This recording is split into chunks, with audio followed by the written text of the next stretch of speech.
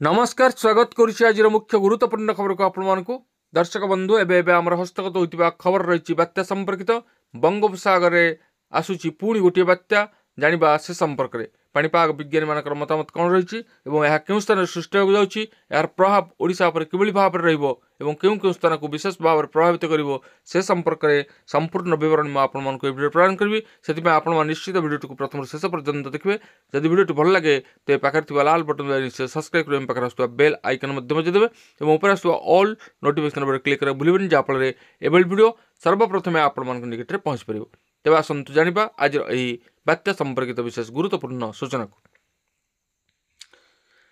घूर्णिझड़ Senyar दुर्बल होगा पर दक्षिण पश्चिम बंगोपसागर एवं श्रीलंका उपकूल निकट में डिप्रेशन वर्तमान गभीर डिप्रेशन रे परिणत होइछि जहाँकि आगामी 12 घंटा मध्य एक घूर्णिझड़ रे परिणत होगा नहीं आशंका करिछि पाणीपाग विभाग।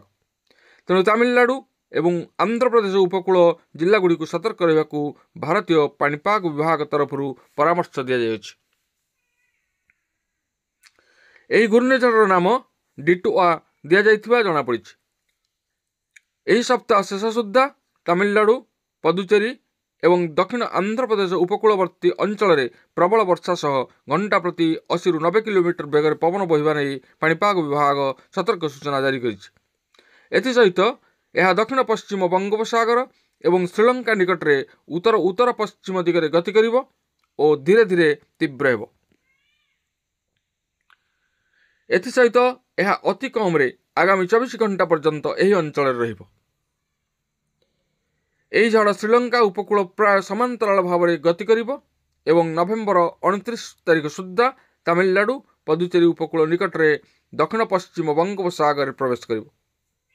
एही डिप्रेशन आगामी 2 दिन पर्यंत दक्षिण पूर्व श्रीलंका एवं आखपाख समुद्र उपरे रहिबो और परे यह भारतीय उपकूल आड़ को गति करिवो बोली अधिकारी माने सूचना प्रदान करछन्ति।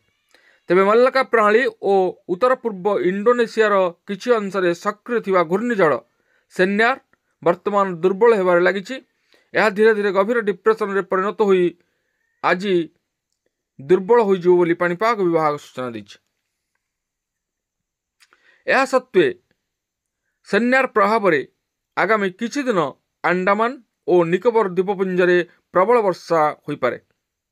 एथिपाई उपकूलवर्ती राज्यगुड़िकर अधिकारी माने मत्स्यजीवी मानक समुद्र भीतर को न जीवाकू परामर्श दैछन्ति।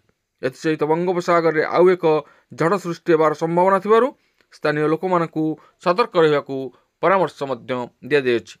तबे दर्शक बंधु आमे देखुचे किछि दिन हेबो बंगोपसागर रे गोटे बात्या परे आउ गोटे बात्या दाना बांधुछि एवं यार रूप मध्य आमे देखुचे।